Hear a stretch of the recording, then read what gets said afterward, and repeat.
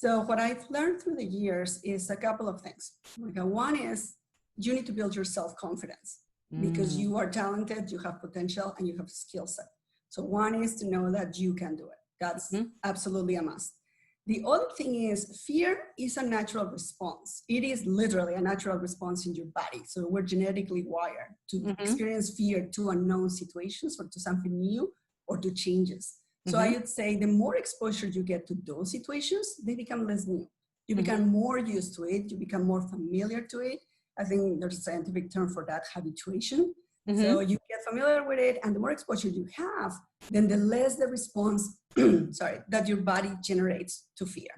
So I would say, absolutely. For instance, if you are afraid of public speaking, the more you take opportunities to do public speaking, the easier it's going to get the next time. So that's something I would say absolutely. One is build your self-confidence. There are different ways you can do that. And second, expose yourself to that fear, those fearful situations for you, and then you will get familiar with it. Your body will respond, providing less anxiety, and then it will be easier to overcome. What techniques did you use in terms of making difficult decisions and taking risks? You know, what do you do whenever you come to a situation where you're like, do I take this, path, this unbeaten path, or, play the safe, in the safe zone? What do you do? How do you handle those situations? Yeah. Something that works for me, Monica, is whenever I have to face a decision like that, right? I always try to do what's called scenario planning. So think about all the different scenarios that could be happening. Think about all the different variables that go into each scenario. And then think about what's the worst case, the best case. And then visualize yourself and how you'd be dealing with that. What would you do if that was the case, if that was happening today? Doing that, you do two things. One is you start visualizing, which basically conditions you psychologically to be better prepared for it. But two, it allows you to analyze the different factors that go into that decision.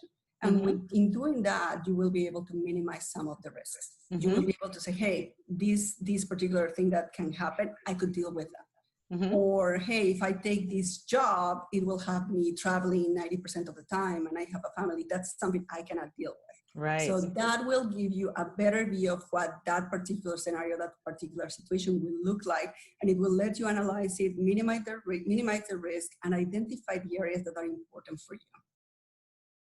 But I can tell you the one thing that has always worked for me in terms of rituals or habits, and that is prioritization. So prioritization of the things that I need to focus or work on. I'm a big fan of to-do lists. So you will find I always run 3 to-do lists, one for my professional environment, my job, one for my personal environment, and one for my networking component. So those 3 lists, I will review every day religiously. At the end of the day, I will reprioritize some of those pending items that I have to work on. Some of them I will even delegate to others. And some of them I will even eliminate completely if they are not really meaningful for me anymore, or they don't make sense at that point. So that's the one habit that I have kept no matter what. When I was single, when I got married, when I became a mother. So I keep doing that even to this day. The other thing that I also am a little bit religious about is quiet time. So you need to disconnect.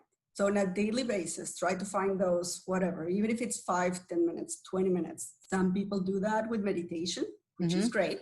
Some people do that watching TV and completely disconnecting from the world, which is fine. For me, what works is also at night, I try to go out for a walk for about 20 minutes. And I walk 20 minutes, and that's the time I use to listen to my Latin music that I can't live without. So I listen to my Latin music, 20 minutes, I'm exercising, I'm walking, I'm getting fresh air. It's the end of the day. Sometimes I will be working on my to-do list at that point, and it's really good. I come back home and I'm like, I feel relaxed. But how do you do your own brand audits to find out what if you need to kind of course correct what you want to be known for? Yeah, no, that's good. And just think about what people say about you this year may be different from a year from now or 5 years from now. So that's also a living thing.